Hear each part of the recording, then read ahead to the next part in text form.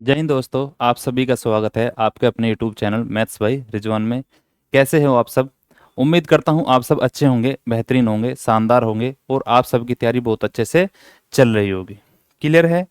तो हम क्या पढ़ रहे हैं दोस्तों? हम पढ़ रहे हैं परसेंटेज चैप्टर और हम परसेंटेज की 4 क्लासेज कर चुके हैं। आज हमारी कौन सी क्लास है? आज हमारी क्लास है फिफ्थ। कौन सी? आज हमारी क्लास है 5वीं। और ये लगभग आपका चैप्टर 2 से 3 दिन में मैं आपको कंप्लीट करके दे दूंगा। क्लियर है? तो कितने क्वेश्चन कर लेते हैं हमने? हम बात करते हैं अपने क्वेश्चन की। हमारे क्वेश्चन हो गए थे लगभग 20। कितने दोस्तों? हमने अपने क्वेश्चन कर लिया था 20 तक, यहाँ तक कंप्लीट कर लिया था। मैंने आपको कल इसे दूसरे मेथड से करके बताया था और बाद में आपको बोला था कि मैं आपको इसे दूसरे तरीके से कराऊंगा। ठीक है, चलो देखते हैं फिर दूसरा मेथड इसका क्या होगा। बोला है इसमें ए बी से 25% अधिक है और बी सी से 40% कम है। यदि सी डी से 30% अधिक है तो ए डी से कितने प्रतिशत कम है? कौन? ए डी से कितने प्रतिशत कम है? देखो कैसे होगा। यहां पे देखो, कल मैंने आपको इसका दूसरा तरीका बताया था, आज मैं आपको इसका दूसरे तरीके पे लेके चलता हूं। वो क्या है हमारा? वो होगा हमारा रेशियो मेथड। यहां पे लिखेंगे ए, रेशियो बी क्या है? दिया है ए बी से, किससे? बी से 25% अधिक है। 25% की फ्रैक्शन वैल्यू क्या होती है? 25% की फ्रैक्शन वैल्यू आप बोलोगे सर 1/4। क्लियर है? इसमें दिया है हमें कि ए बी से, किससे? बी से, यानी नीचे वाली जो वैल्यू होती है, मैंने आपको बताया था कि से आए या फिर का आए, वो नीचे वाली वैल्यू होगी। किससे अधिक है? 4 से। 4 का 25% यानी 1 अधिक है, यानी बी की वैल्यू अगर 4 है तो ए की वैल्यू कितनी होगी? आप बोलोगे सर ए की वैल्यू 5 होगी। ठीक है, समझ में आई बात? उसके बाद क्या दिया है? उसके बाद हमें दिया है और बी सी से, किससे? बी सी से 40% कम है। कितना? 40% कम। 40% की फ्रैक्शन वैल्यू कितनी होती है? 40% की फ्रैक्शन वैल्यू आपको लिखवाई थी मैंने 2/5, 2/5, यही बताया था आपको। तो 5 का 40% कितना होता है? 2। यानी अगर सी 5 है, सी 5 है तो बी कितना है?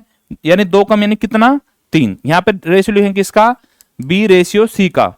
यदि सी 5 है तो बी 5 का 40% यानी 2 कम है, यानी कितना है? 3। आ रही है बात समझ में? आगे चलूं। आगे दिया है यदि सी डी से 30% अधिक है। 30% की फ्रैक्शन वैल्यू कितनी होती है? 30% की फ्रैक्शन वैल्यू आप बोलोगे सर 3/10। किससे? डी से, यानी नीचे वाली वैल्यू कौन सी होगी? डी की। डी से 30% अधिक है यानी 3 अधिक है। यदि सी रेशियो डी है, यदि डी की वैल्यू 10 है तो सी की वैल्यू कितनी होगी? 3 अधिक होगी, यानी कितनी होगी? 13। यहां तक किसी भाई को, किसी मेरे दोस्त को कोई दिक्कत है तो बताओ। इसलिए मैंने आपको परसेंटेज निकालना, परसेंटेज की फ्रैक्शन वैल्यू आपको लिखवाई थी ताकि आप सीधा सीधा डायरेक्ट कर सको। चले आगे। अब देखो, हमसे पूछा है किसका कंपैरिजन? ए का और डी का। हमसे पूछा ए किससे? डी से। तो ना तो मुझे बी की जरूरत है ना मुझे सी की जरूरत है। आई बात समझ में? तो जब भी हम रेशियो में ऐसे लिखते हैं तो हम लेफ्ट से राइट डिवाइड कर सकते हैं, लेफ्ट से राइट को काट सकते हैं। तो बी से मैंने बी को काट दिया, सी से मैंने सी को काट दिया। इधर भी कट रहा है कोई राइट लेफ्ट, 5 से 5 कट गया। हुआ क्लियर? यहां पे हमारा क्या बचा? ए रेशियो डी, यानी ए रेशियो डी कितना बचा? हमारा आ जाएगा 13×3 = 39। और इधर क्या आएगा? 10×4 = 40। 10×4 = 40, यानी ए का मान अगर 39 है तो डी का मान कितना आएगा आपका? डी का मान आएगा आपका 40। क्लियर है दोस्तों? आगे चलूं। आई बात समझ में? तो हमसे पूछा है क्या? हमसे पूछा है सर कि ए डी से कितने प्रतिशत कम है। किससे? डी की वैल्यू ये है और ए की वैल्यू 39 है, तो कितना कम है ये डी से? 1 कम। किससे? डी से। तो जिससे बोलता है उसे हम नीचे लिखते हैं 1/40। परसेंटेज पूछा है तो परसेंटेज लगा देंगे। कितना है? 1/40 की फ्रैक्शन वैल्यू कितनी बताई थी मैंने आपको? आप बताओगे 1/40 की फ्रैक्शन वैल्यू कितनी बताई थी आपको? आप बोलोगे सर 1/40 होता है 2.5%। कितना? 2.5%। तो कितना कम हो गया? ये आपका हो गया कितना? 2.5%। यानी option A will be the correct answer. आ रही है बात समझ में? आपको ये फॉन्ट थोड़ा अच्छा नहीं नजर आ रहा होगा, क्योंकि मैंने इसकी पीडीएफ उसी पे बनवाई थी, लेकिन हुआ क्या, मैं इसको लाना भूल गया, इसको मैं क्लासरूम में लाना भूल गया। तो कल से कोई बात नहीं, या तो व्हाइट बैकग्राउंड रखेंगे या फिर ब्लैक। आज इसी पे पढ़ लो। आगे चलें। Next question. नेक्स्ट क्वेश्चन क्या है? नेक्स्ट देखो भाई, नेक्स्ट क्वेश्चन क्या है? नेक्स्ट दिया है हमारे सामने, if A is 40% less than B. A 40% कम है किससे? बी से। जिसके आगे देन लिखा होता है यानी उससे हम कंपेयर कर रहे हैं। एंड सी इज 40% और C 40% of the sum of A and B. और सी ए और बी के योग का कितना है? 40%। Then by what percentage is B greater than C. तब बी सी से कितने प्रतिशत अधिक है? क्लियर है बात? हिंदी में पढ़ेंगे। यदि ए बी से 40% कम है, हम यहीं पे लिखना स्टार्ट करेंगे।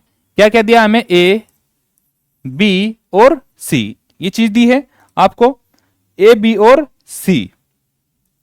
अब देखो कैसे होगा। हमें दिया है ए बी से 40% कम है। 40% की फ्रैक्शन वैल्यू आप डायरेक्ट बताओगे, आप बोलोगे सर 40% की फ्रैक्शन वैल्यू होती है 2/5, यही होती है 2/5। ए बी से 40% कम है किससे? बी से। किससे? बी से। यानी बी की वैल्यू अगर 5 है, बी की वैल्यू अगर 5 है तो 5 का 40% कितना होता है? 5 का 40% होता है 2। यानी ए की वैल्यू 2 कम है। कितना है? ए की वैल्यू है 3। रेशियो में लिख लेंगे तो रेशियो आ गया 3/5। क्लियर है बात? आगे चलूं। आगे दिया है और सी ए और बी के योग का कितना है? 40%। सी जो है इसका प्लस इसका, इन दोनों का योग कितना है? 8। इनका योग का कितना है? 40%। 40% तो क्या लिखते हैं? 2/5। यहां तक किसी को कोई दिक्कत है? यहां तक किसी मेरे दोस्त को कोई प्रॉब्लम है तो बताओ। आप इसे 100 मान के भी कर सकते हो, कोई दिक्कत नहीं है, लेकिन डिवाइड करके कैलकुलेशन करके आपका यही आना है। ठीक है, आगे चलें। तो आपको रेशियो कैसे करना है? नीचे आया है 5, नीचे बचा है 5, और जब हम रेशियो लेते हैं तो नीचे कोई भी वैल्यू नहीं बचनी चाहिए। तो इस 5 की इन दोनों में गुना कर दो। इनके नीचे 1 है, इस 5 की यहां भी कर दो। कितना आएगा? 5 × 15। यहां कितना आएगा? 5 × 5 = 25। यहां पे कितना आएगा? 8 दूनी 16। 8 दूनी 16। तो ये आपका 5 खत्म हो गया। या फिर आप कर सकते हो कि बाहर 5 की मल्टीप्लाई कर दो तो ये 5 खत्म हो जाएगा। आप कैसे भी कर सकते हो। हमारा रेशियो आ गया 15/25/16। यही आया आपका, यही आया भाई। फिर क्या होगा उसके बाद? उसके बाद बताओ। उसके बाद होगा बी सी से कितने प्रतिशत अधिक है? कौन पूछा है हमसे? बी की वैल्यू ये है। किससे? सी से कितने अधिक है? कितना अधिक है? सी की वैल्यू है 16, बी की वैल्यू है 25। कितना अधिक है? आप बोलोगे सर 9। 9 अधिक है भाई, 9 अधिक है। किससे?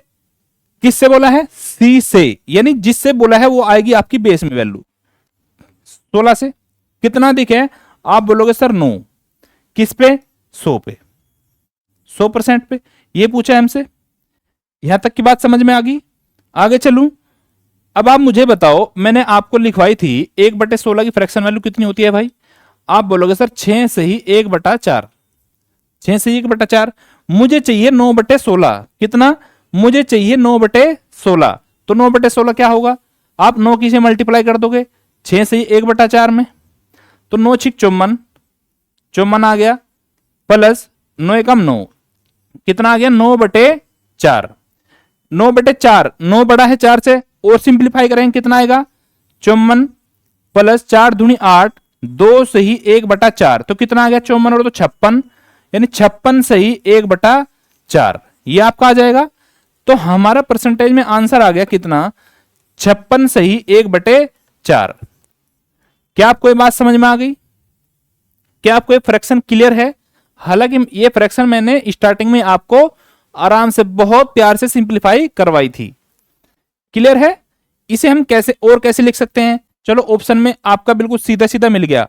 हो सकता है आपका ऑप्शन में लिखा होता 56.25, तब आप कंफ्यूज हो जाते। यदि आपने स्टार्टिंग में अच्छे से नहीं पढ़ा है, मैंने आपको वहां भी लिखवाया था 56.25%, इसका यह भी मतलब होता है। आई बात समझ? क्लियर है? चलें आगे। चलो नेक्स्ट क्वेश्चन है आपका 22। अब आप मुझे इसे करके बताओगे। एक बार करने की कोशिश करो, एक बार आप इसे करने की कोशिश करो। सबसे पहले आप इसका रेशियो सेट करो करो करो मेरे दोस्तों। करो भाई।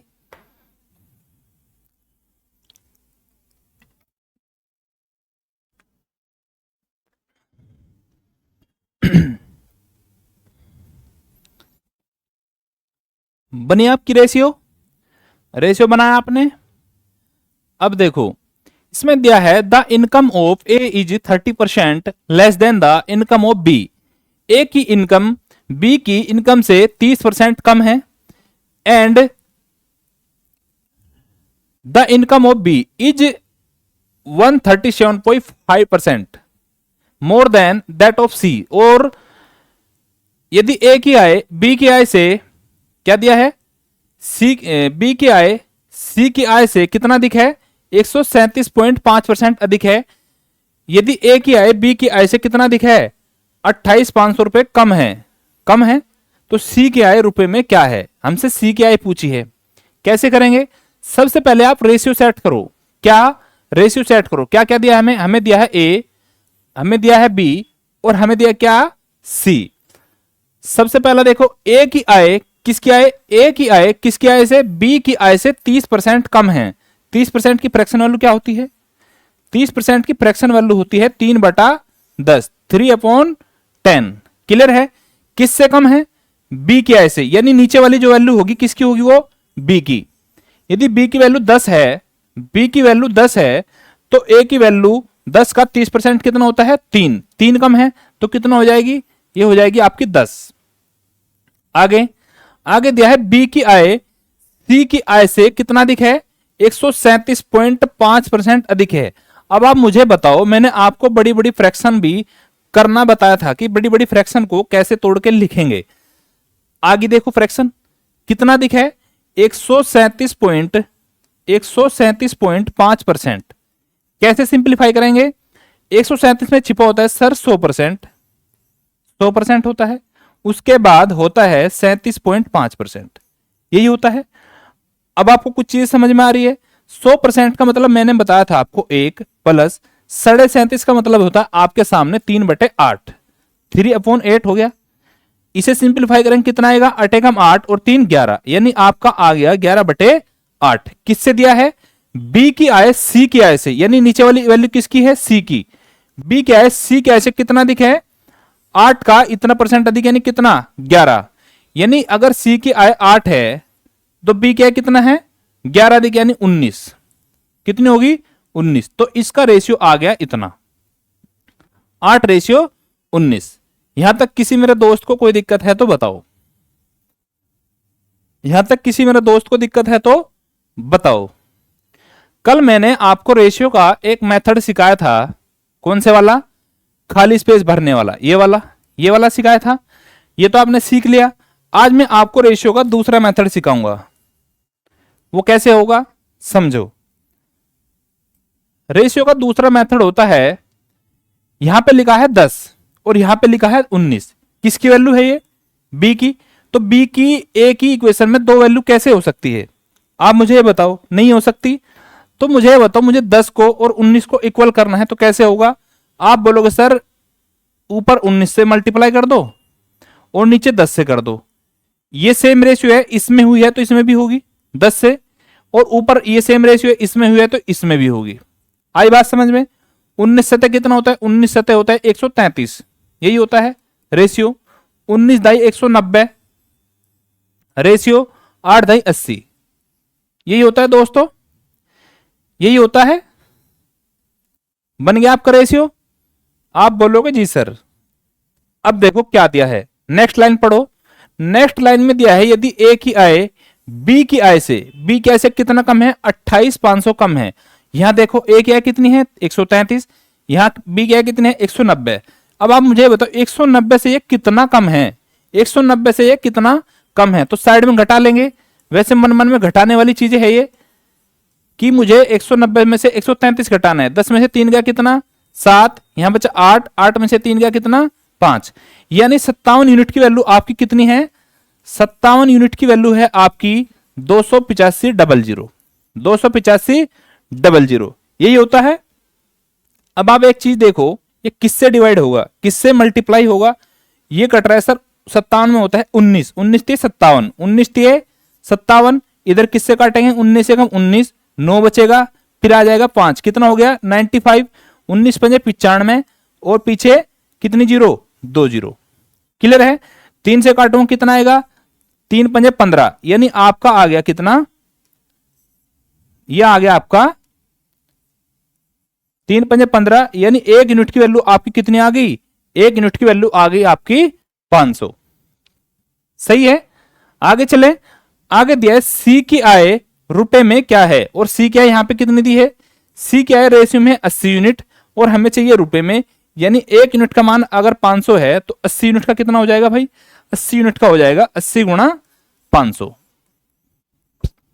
कितना आएगा, 8 × 5 = 40, और कितनी जीरो है, 4 जीरो।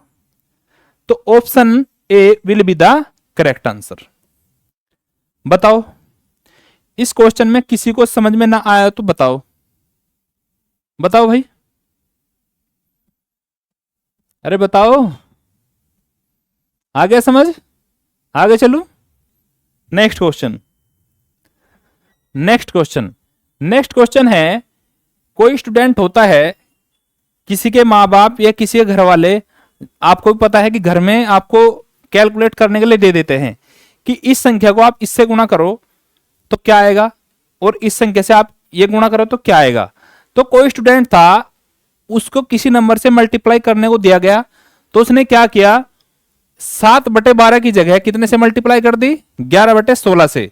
तो जब आप दूसरे नंबर से मल्टीप्लाई करोगे तो जाहिर सी बात है कुछ ना कुछ तो गलत होगा, ये तो आंसर आपका ज्यादा आएगा या फिर आंसर आपका कम आएगा।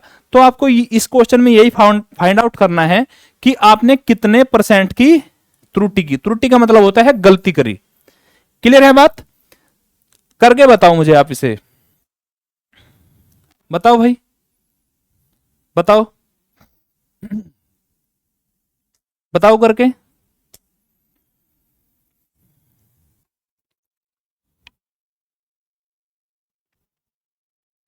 देखो देखो भाई कैसे होगा, हमें दिया है यदि कोई छात्र किसी संख्या को 7/12 इसके बजाय 11/16 से क्या कर दे, मल्टीप्लाई कर दे, तो हमारा आंसर में क्या गलती होगी, हमारा आंसर कितना गलत या सही आएगा।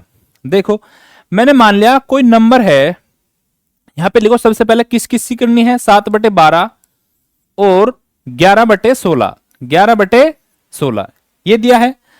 हमें दिया कि इसमें किसी नंबर से मल्टीप्लाई करनी थी, यहां पे भी होगी, यहां पे भी होगी। अब हमें पता नहीं है कौन सा नंबर है, तो इसका सबसे आसान तरीका यह है कि आप 12 और 16 का एलसीएम मान लिया करो कि मेरी वह संख्या 12 और 16 का एलसीएम होगी। 12 और 16 का एलसीएम कितना आएगा भाई, 12 और 16 का एलसीएम होता है आपके सामने 48, यही होता है। तो आप 48 से इधर भी मल्टीप्लाई करो और 48 से आप इधर में मल्टीप्लाई करो। आ रही है बात समझ में। अब देखो 12 चौक यार 7/12 इंटू 48, 12 चौक 48, कितना आ गया इधर 28, 7 चौक 28 और 16 तिये 48, इधर कितना आ गया 33। यानी आपका आंसर आना कितना था 28, और जब आपने गलती से गुना करी तो आपका आंसर कितना आया 33। तो कितने की एरर करी आपने, 5 की, यानी आपने आपके आंसर में 5 अधिक आया, किस पे 28 पे, तो 100 पे कितना, यही दिया आपको। तो कैसे करोगे, अब आप सोल्व कर लो इसे, 4 से काट लो, 4 से 28, 4 से काटेंगे तो 25, ऊपर क्या बचा है 5, 5 की 25 से मल्टीप्लाई करें कितना, 5 गुणा 25 125, अपॉन में कितना है 7, यही है। डिवाइड करो, 7 एकम 7, कितना बचा है 5, 5 बचा है, 7 अटे 56 तो नहीं चलेगी, कितना चलेगी 7 सते 49,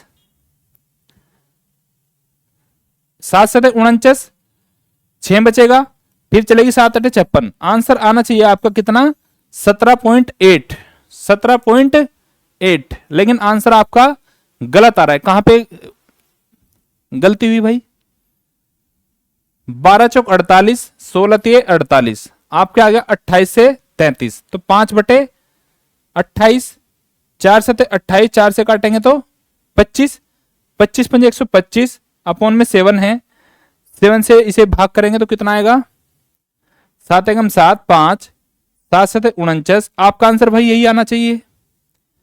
आपके आंसर में कहीं ना कहीं दिक्कत है। चलो दूसरे मेथड से कर लेते हैं, चलो दूसरे मेथड से कर लेते हैं कि देखो क्या चेंज आएगा। हो सकता है हमारे ऑप्शन गलत हो। देखो हमें दिया है 7 बटे 12 और 11 बटे 16, कितना 7 बटे 12 और 11 बटे 16, तो आप इसे ऐसे भी कर सकते हो कि आप इसकी इधर क्रॉस मल्टीप्लाई, इसकी इधर, पहले नीचे है तो नीचे काट लो, 4 ते 12, 4 चौक 16, नीचे बचा 4, 4 सते 28, रेशियो 3 की 11 में करेंगे कितना आ गया 33, यानी आपका आंसर आना चाहिए था 28, आया आपका आंसर कितना 33, कितना अधिक आया, आप बोलोगे सर 5 किस पे 28 पे, तो 100 पे कितना, ये बोलोगे आप 100% पे कितना, फिर डिवाइड कर लेंगे ऐसे ही, 4 सते 28, 4 से काटेंगे तो 25, 25 पंजे 125, और नीचे है हमारा 7, 7 से डिवाइड करेंगे तो कितना आएगा 7 एकम 7, बचेगा 5, और 7 सते 49, 6 7 अटे 56, यानी आपका आंसर 17.8 आना चाहिए।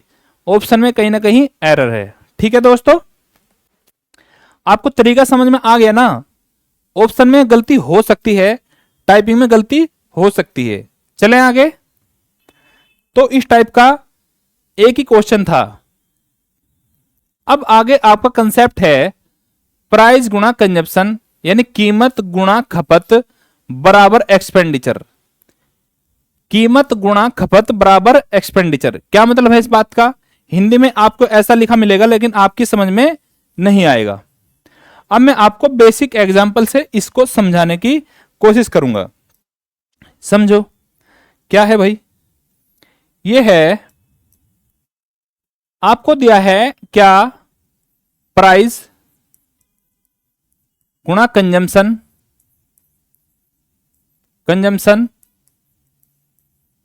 Equal to expenditure, equal to expenditure, ये दिया है आपको, ये दिया है भाई।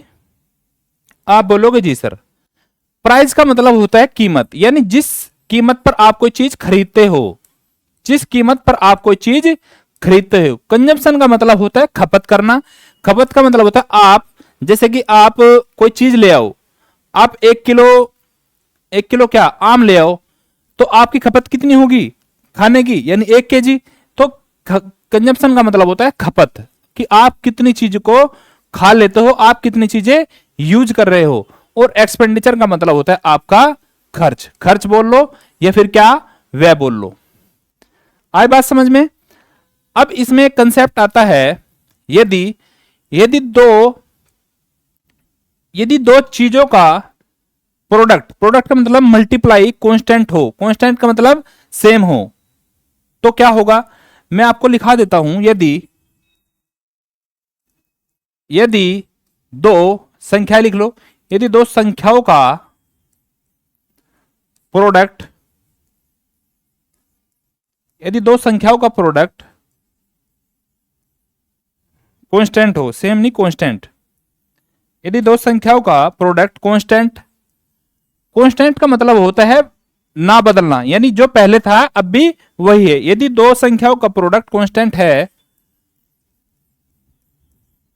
तो एक संख्या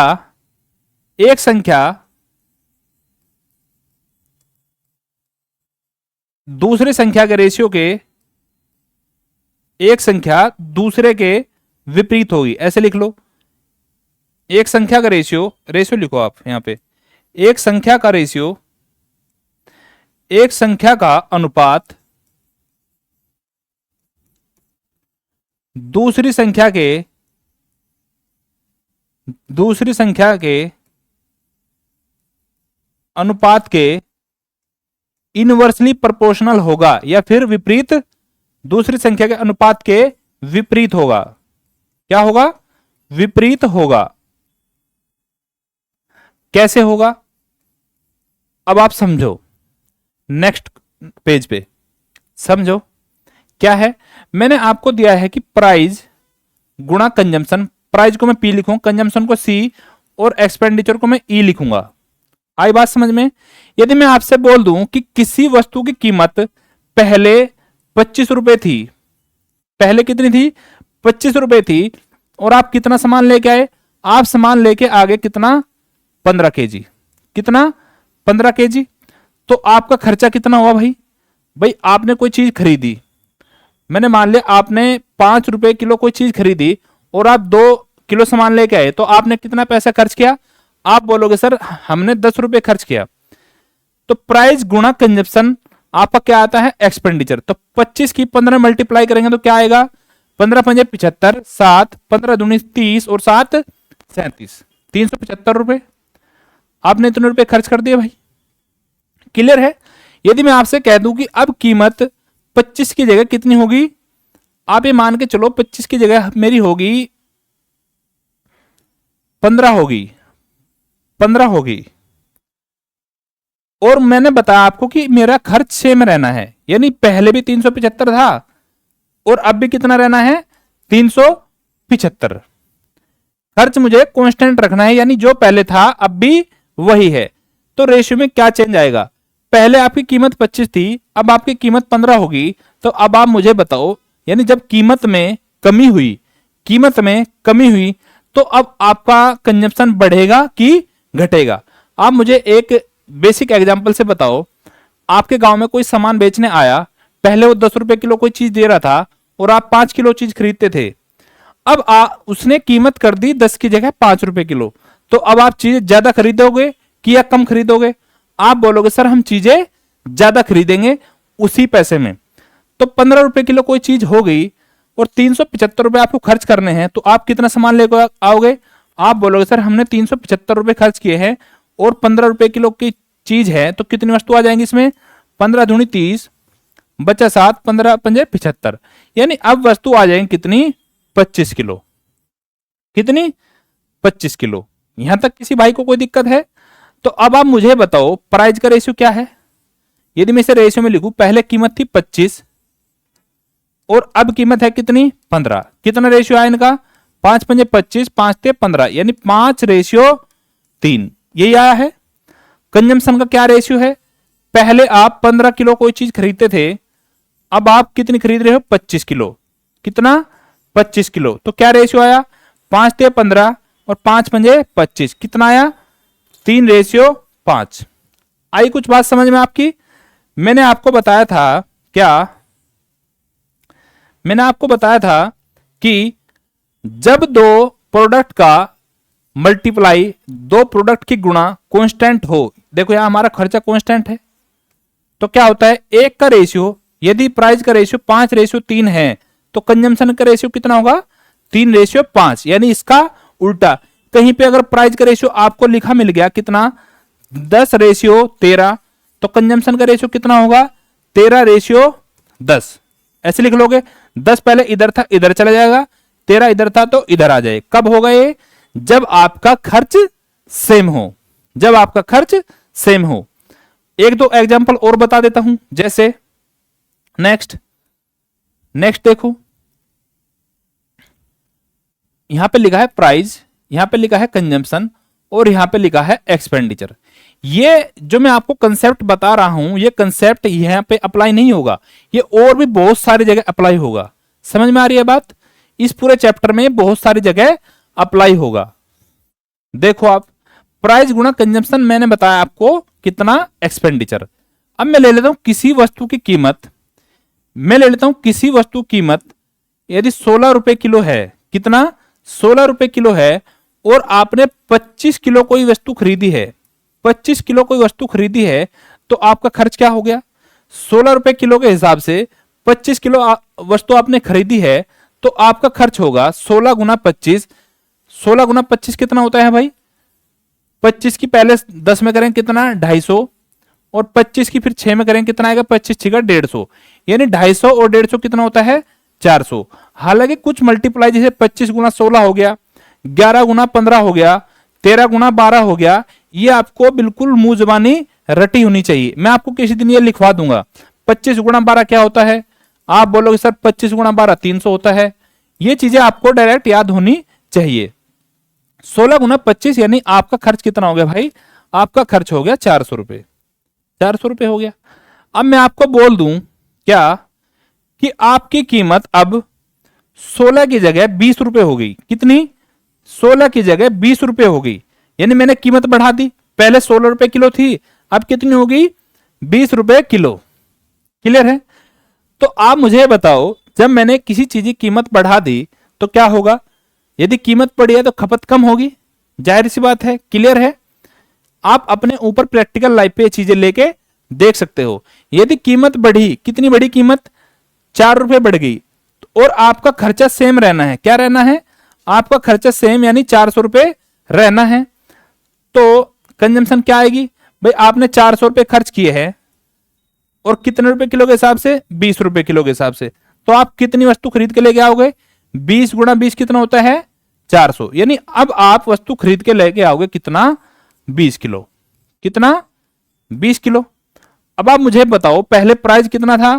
पहले प्राइस था 16, अब कितना है? 20। पहले था 16, अब कितना है? 20। क्या रेशियो रहा? 4 चौक 16, 4 पंजे 20, 4 रेशियो 5, 4 रेशियो 5 ये रहा। कंजम्पशन का क्या रेशियो है? पहले आपकी खपत 25 थी, पहले आपकी खपत 25 किलो थी, अब आपकी खपत कितनी है? 20 किलो। कितना रेशियो?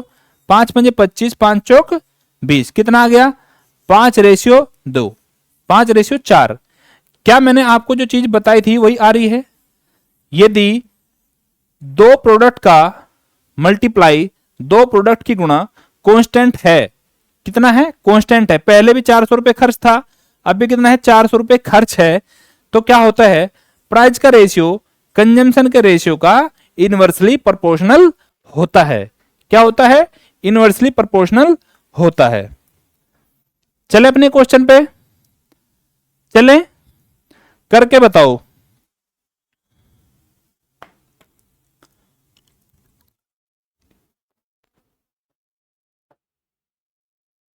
बताओ भाई।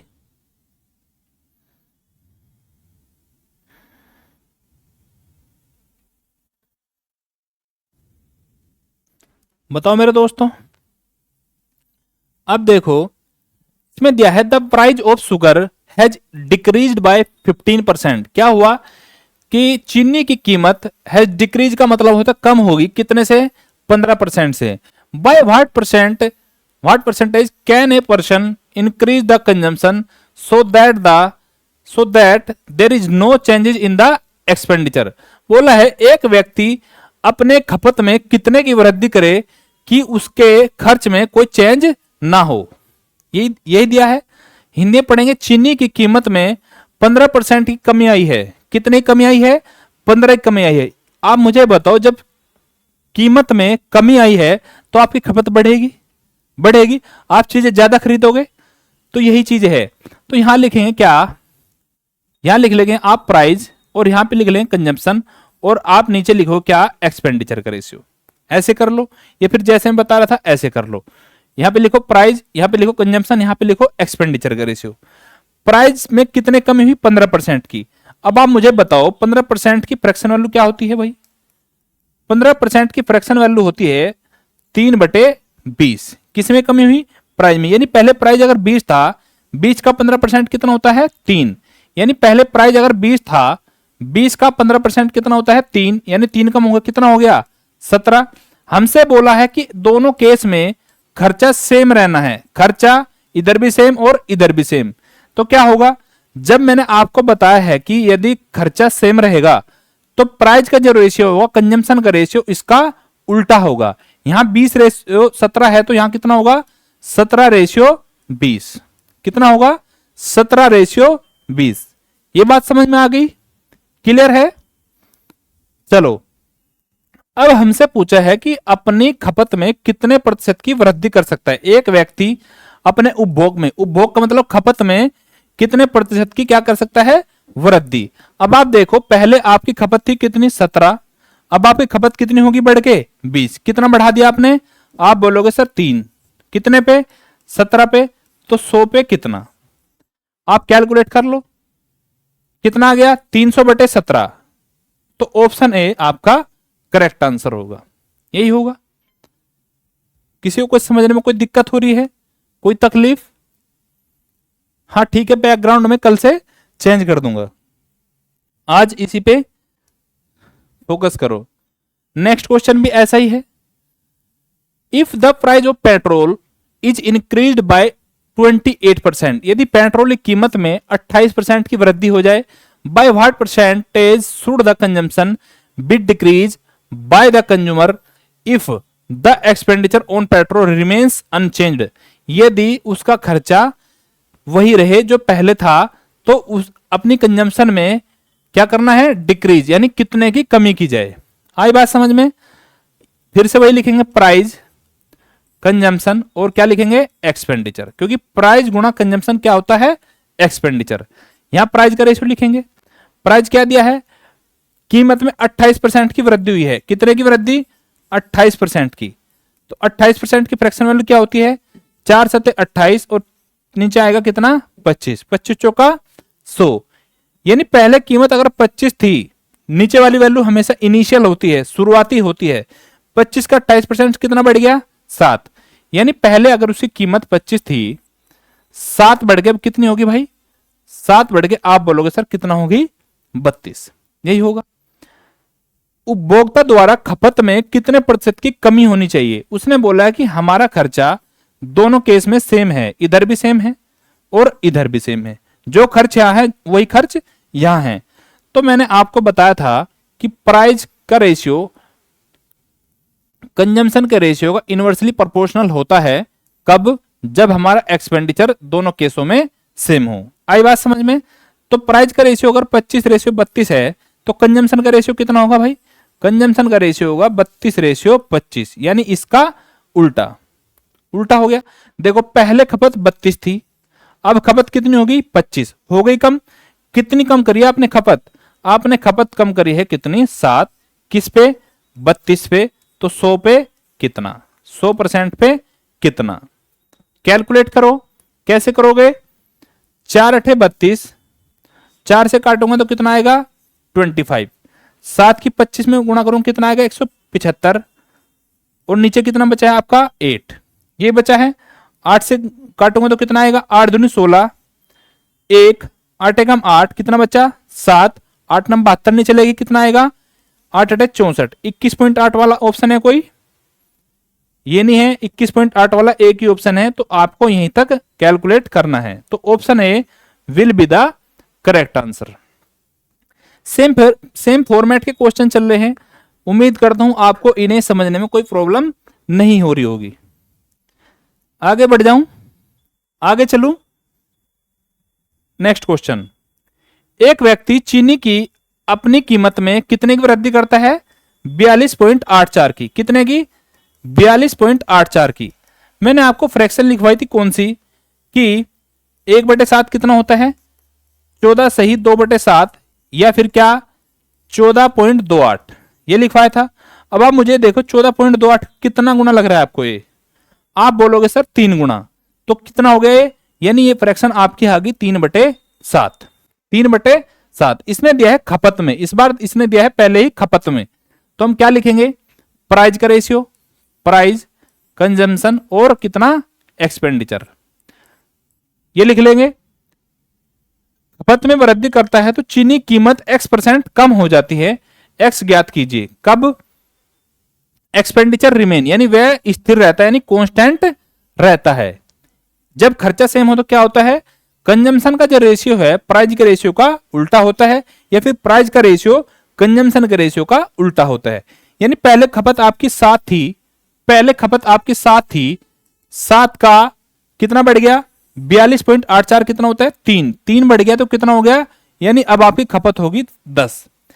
जब आपकी खपत बढ़ी है तो आपकी कीमत तो कम रही होगी भाई, कम रही होगी। यानी पहले कीमत आपकी 10 थी, अब आपकी कीमत कितनी होगी 7। पहले कीमत आपकी 10 थी, अब आपकी कीमत कितनी होगी 7। कितने की कमी आई, 3 की। 3 की कमी किस पे, 10 पे। पहले प्राइस आपका 10 था, अब कितना हो गया 100% पे कैलकुलेट करना है, कितना आएगा 10 ढाई 100 और 3 ढाई 30, यानी 30% की आपकी कीमत में क्या हो जाएगा, इंक्रीज हो जाएगा, वृद्धि हो जाएगी। क्लियर है, आगे चलूं। नेक्स्ट, चावल की कीमत 35% तक गिर जाती है। पहले 104 किलो चावल खरीदने के लिए पर्याप्त धन से चावल की कितनी अतिरिक्त मात्रा खरीदी जा सकती है। देखो, प्राइस, कंजम्पशन और क्या, एक्सपेंडिचर। कीमत कितनी गिर गई, 35% तक गिर गई। 35% की फ्रैक्शन वैल्यू आपको बताई थी 7/20। यदि कीमत पहले 20 थी, 20 का 35% 7 गिर गई तो कितने होगी, अब पहले 20 थी, 7 कम होगी, कितना होगी अब 13, यही होगी। पहले 104 किलो चावल खरीदने के लिए पर्याप्त धन से चावल की कितनी अतिरिक्त मात्रा खरीदी जा सकती थी। इसमें एक चीज लिखना भूल गया कि एक्सपेंडिचर सेम है, ठीक है। तो इसमें एक्सपेंडिचर सेम है, तो जब दोनों केस में एक्सपेंडिचर सेम रहेगा तो क्या होगा, प्राइस का जो रेशियो है कंजम्पशन के रेशियो का उल्टा होगा, यानी 13/20 होगा। यही है, यही दिया है। उसने बोला कि पहले उसकी खपत 13 थी, अब खपत है कि उसकी कितनी 20, कितने की वृद्धि हुई 7 की। लेकिन उसने दिया है कि पहले वह खपत 104 किलो थी, यानी 13 यूनिट का मान कितना है 104, तो 1 यूनिट का कितना हो जाएगा 8, 13 8 104 हो गया। उसने हमसे पूछा कितनी अतिरिक्त मात्रा खरीदी जा सकती है, कितनी अतिरिक्त, वो खरीद रहा है 7। 1 यूनिट की वैल्यू 8 है तो 7 ही कितनी हो जाएगी, 7 गुना 8 इक्वल टू हो जाएगा आपका 56 kg। कितना, 56 kg। ऑप्शन सी आपका करेक्ट आंसर होगा। किसी मेरे दोस्त को समझने में कोई दिक्कत है तो बताओ। बहुत अच्छा कंसेप्ट है ये और आगे क्वेश्चन में आपकी हेल्प करेगा। इस क्वेश्चन को मुझे कौन करके बताएगा भाई। एक वस्तु कीमत में 25% की कमी आती है और इसलिए एक परिवार व्यय को समान रखने के लिए उस वस्तु की खपत में 20 किलो की वृद्धि करता है। पहले कितनी खपत थी।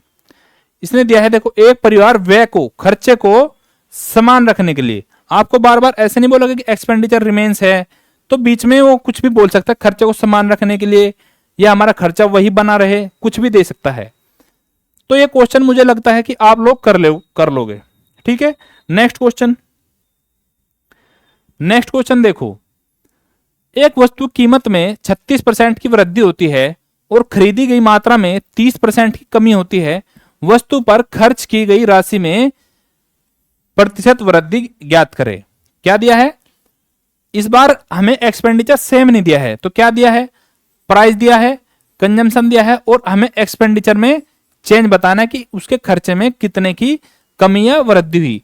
उसने दिया है वस्तु की कीमत में 36% की वृद्धि हुई। 36% का मतलब आप बोलोगे सर 9/25, यानी पहले कीमत अगर 25 थी तो 25 का 36% कितना होता है 9, 9 बढ़ के कितनी हो गई 34। पहले कीमत अगर 25 थी, 9 बढ़ के कितनी हो गई 34, ये होगी भाई। उसके बाद दिया है खरीदी गई मात्रा में 30% की कमी होगी। इसमें एक चीज आप नोट कर रहे होगे, यदि कीमत बढ़ रही है तो खपत ऑटोमेटिक कम हो जाती है और कम हो रही है, यानी 30% की कमी होगी। पहले अगर 10 थी, 3 कम होगी, कितनी होगी 7 होगी। क्लियर है। तो प्राइस गुणा कंजम्पशन होता है आपका एक्सपेंडिचर। पहले प्राइस 25 था और आप 10 किलो चीजें खरीद के लाते थे, कितना खर्च था आपका 250 रुपए, 25 था 250। पहले आपकी कीमत 34 थी और आप 7 किलो चीजें खरीद के लाते थे, अब तो कितना खर्च करते थे 7 चौक 28, 7 ते 21 और 2 23, ये खर्च करते थे भाई, ये खर्च करते थे। तो अब आप मुझे बताओ पहले आपका खर्च था 250, अब आपका खर्च कितना हो गया 238। कितना कम हुआ? आप बोलोगे सर 12। कितना? 12। कितने पे? 250 पे। तो 100 पे कितना? 100% पे कितना? तो क्या आएगा?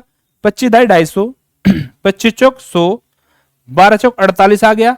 48 बटे 10 कितना आ गया आपका? 4.8। क्या आया है आपका? 4.8 का। ये बताओ मुझे, इंक्रीज आया है कि डिक्रीज आया है? देखो आपका खर्चा पहले 250 था, अब कितना कम हो गया?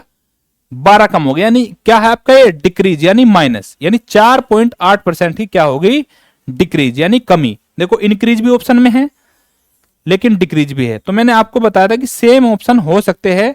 आपको यह ध्यान रखना है कि हमारी चीज घटी है क्या बढ़ी है। तो हमारा आंसर होगा ऑप्शन नंबर डी। आगे चलूं, नेक्स्ट क्वेश्चन। नेक्स्ट क्वेश्चन है, पेट्रोल की कीमत में 28% की वृद्धि हुई। एक व्यक्ति अपने व्यय में केवल 22% की वृद्धि करना चाहता है। उसे अपने उपभोग में लगभग कितने प्रतिशत की कमी करनी होगी? खर्च उसने बढ़ाया है कितना? ओनली 22%। तो उससे अपने उपभोग में लगभग कितने परसेंट की कमी करनी होगी? मैं क्वेश्चन इंग्लिश में इसलिए नहीं पढ़ रहा हूं क्योंकि बहुत टाइम जा रहा है और अभी तक हमने मात्र 8 से 9 सवाल किए हैं। ठीक है, अब देखो हमें दिया है क्या, हमारे पास होता है क्या? प्राइस गुणा कंजम्पशन बराबर एक्सपेंडिचर। ये चीजें होती है, ये होती है। हमें दिया है क्या? प्राइस दिया है और एक्सपेंडिचर दिया है। हमें क्या निकालना है? हमें निकालना है कंजम्पशन। तो जब मुझे कंजम्पशन चाहिए तो क्या करूंगा मैं? एक्सपेंडिचर के रेशियो को किससे भाग दे दूंगा? प्राइस के रेशियो से। तो मेरा कंजम्पशन निकल के आ जाएगा, आ जाएगा भाई। अब देखो मुझे चाहिए कंजम्पशन, तो कंजम्पशन बराबर होता है एक्सपेंडिचर के रेशियो को प्राइस के रेशियो से भाग दे देंगे। मैं आपको इसका दूसरा मेथड भी बताऊंगा। अब आप देखो एक्सपेंडिचर कितना है? 22% बढ़ा है, यानी पहले अगर 100 था तो 22% बढ़े कितना हो गया? 122 हो गया। प्राइस का रेशियो क्या बनेगा? प्राइस का रेशियो बनेगा, पेट्रोल की कीमत में 28% की वृद्धि करना चाहता है। आप सीधा 100 पे कैलकुलेट कर लो कि पहले अगर कीमत 100 थी तो अब कितनी होगी कीमत? 128 ये होगी भाई। मुझे चाहिए एक्सपेंडिचर, कैसे निकल कंजम्पशन। मुझे चाहिए कंजम्पशन। कंजम्पशन कैसे निकलता है? एक्सपेंडिचर के रेशियो को प्राइस के रेशियो से भाग दे देना, भाग दे दूंगा। इस 100 से 100 डिवाइड हो जाएगा, ये 128 इधर आ जाएगा, ऐसे मल्टीप्लाई होती है क्रॉस में।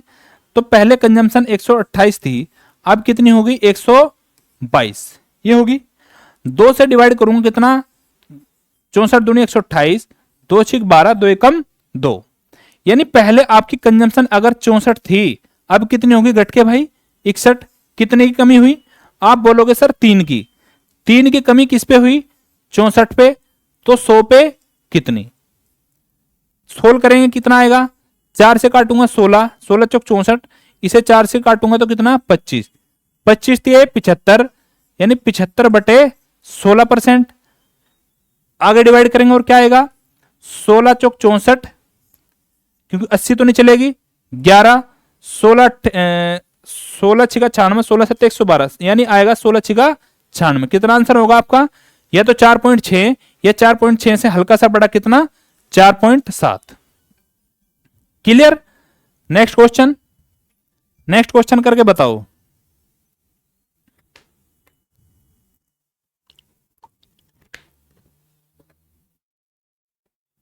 देखो पिछले वाले क्वेश्चन का मैं आपको बेसिक भी बता देता हूं, बेसिक बोल रहा हूं, ट्रिक्स बता देता हूं। इस क्वेश्चन की ट्रिक्स क्या है? इस क्वेश्चन की ट्रिक्स आप एक चीज देख लो कि जब भी हमें प्राइस का रेशियो दे और कंजम्पशन का रेशियो दे दे, तो हमें उसका प्राइस का और एक्सपेंडिचर का रेशियो दे और हमें चाहिए कंजम्पशन का, तो क्या करेंगे? सीधा लिखेंगे कंजम्पशन का रेशियो। प्राइस में कितने की वृद्धि हुई थी? प्राइस में वृद्धि हुई थी 28 की, तो यहां प्राइस का रेशियो बढ़ा के लिखेंगे कितना? 128 हो गया। एक्सपेंडिचर कितना बढ़ा था? 22%, तो 100 में 122 जोड़ूंगा कितना आ गया? 122। तो आ गया कंजम्पशन का रेशियो। 2 से काटूंगा 64 और 2 से काट दूंगा तो कितना? 61। कितने कमी? 3 की। किस पे? 64 पे। तो 100 पे कितनी? आगे फिर से वही आ गया, आप कैलकुलेट कर सकते हो। ठीक है दोस्तों, इस क्वेश्चन में मैं सीधा सीधा लिखूंगा वही रेशियो कि मुझे चाहिए कंजम्पशन का रेशियो। किसका? कंजम्पशन का। तो यहां पे क्या आता है? सबसे पहले प्राइस, और इधर लिखते हैं हम किसका? एक्सपेंडिचर का। कीमत में कितने की वृद्धि हुई? 32 की, यानी पहले कीमत 100 थी, अब कितनी होगी? 132। इसने दिया है वह अपने व्यय को केवल 10% बढ़ाना चाहता है, यानी पहले व्यय 100 था, अब कितना हो गया? 110 हो गया। तो कंजम्पशन का रेशियो मेरा क्या आ गया? किससे डिवाइड हो गया? 22 6 132 और 22 पंजे 110, ये हो गया। यानी पहले आपकी खपत अगर 6 थी, अब आपकी खपत कितनी होगी? 5। इसने दिया है यदि कीमत बढ़ने के बाद 150 किलो दाल का उपभोग करता है, खाता है, तो प्रारंभ में उसके द्वारा कितनी दाल का सेवन किया गया। यानी जब कीमत बढ़ी थी उसकी, तो कितने का उपभोग कर रहा था वो? 150 किलो का। यानी 5 यूनिट की वैल्यू कितनी है? 150। एक की कितनी आ गई? 30। तो पूछ रहा है पहले पहले थी कितनी हमारी? 6। तो 1 यूनिट की अगर 30 है तो 6 की कितनी हो जाएगी? 180 केजी। कितनी? 180 केजी। कौन सा आंसर होगा? Option A, option A. ठीक है, आई बात समझ में? तो आप इस तरीके से कर लो, या फिर आपको बताया कंजम्पशन का क्या होता है, एक्सपेंडिचर को प्राइस से भाग दे लो। हालांकि ये चीजें वहीं से निकल के आती है। ठीक है, जब भी आप ये ट्रिक्स लगाओगे तो सबसे पहले आपको प्राइस का रेशियो घटा है या बढ़ा है, यहां पे वो लिखना है। उसके बाद लिखना है एक्सपेंडिचर का रेशियो घटा है या बढ़ा है। ठीक है दोस्तों, next question, next and last question करेंगे। इसमें दिया है यदि चीनी की कीमत में क्या हुआ है? 12% की कमी के कारण अक्षत 1200 रुपए में 7 किलो अधिक चीनी खरीद सकता है, तो चीनी की वास्तविक मूल्य क्या होगा? यानी चीनी की कीमत में 12% की कमी हुई, तो पहले भी वह 1200 रुपए खर्च करता था, लेकिन अभी भी उसी 1200 रुपए में क्या कर रहा है? वो 7 किलो चीनी अधिक खरीद ले रहा है। इसका मतलब है पहले भी 1200 रुपए खर्च करता था और अब भी। तो जब भी खर्चा हमारा सेम होगा तो क्या होगा? प्राइस का रेशियो कंजम्पशन का रेशियो का इनवर्सली प्रोपोर्शनल होगा, यानी उसके विपरीत होगा। तो प्राइस कितना बड़ा है? प्राइस हमारा घटा है 12%। 12% की फ्रैक्शन वैल्यू कितनी है? 4 × 12 और 4 से काटेंगे तो 25। यानी पहले आपका प्राइस अगर 25 था, घट के कितना हो गया? 22 हो गया। 25 का 12% कितना? 3, 22 हो गया। तो कंजम्पशन का रेशियो आपको बताया है जब खर्चा सेम हो कितना हो जाएगा? इसका उल्टा 22:25, ये हो जाएगा भाई। हमें दिया है वह 7 किलो चीनी अधिक खरीदता है, पहले वो 22 किलो खरीद रहा था, अब खरीद रहा है कितना? 25। कितना अधिक? 3 यूनिट। यानी 3 यूनिट का मान कितना दिया है आपको? 7 केजी। तो 1 यूनिट का मान कितना हो गया भाई? 1 यूनिट का मान हो गया 7/3। ये 3 इसके नीचे आ जाएगा।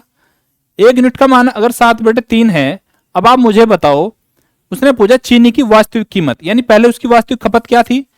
22 यूनिट। तो 22 की इसमें गुणा कर दूंगा, 22 गुणा 7/3, यानी आपकी खपत थी पहले कितना?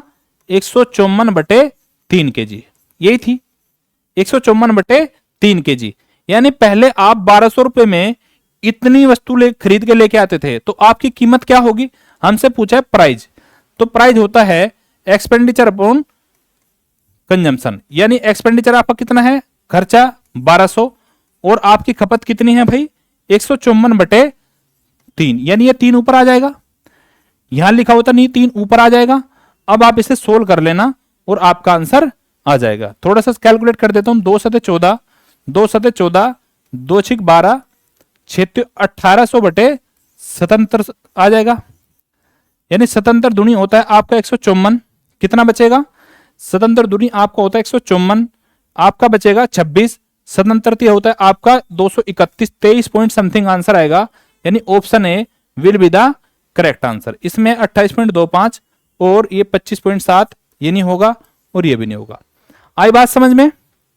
तो अब आप ऐसे क्वेश्चन को आसानी से कर सकते हो। ठीक है दोस्तों, तो आज हमने क्वेश्चन कर लिए हैं कितने? 12 से 13 क्वेश्चन आज हमने कंप्लीट किए हैं। उम्मीद करता हूं कल से हम क्वेश्चन की अपनी स्पीड को बढ़ाएंगे और अब आप लोग चीजों को अच्छी तरह से समझने लगे हो। ठीक है दोस्तों, ठीक है, तो चलते हैं, आज की क्लास को आज ही ऑफ करते हैं, उसके बाद मिलेंगे कल। ठीक है, टेक केयर, बाय बाय, जय हिंद। कर दो, बंद कर दो भाई।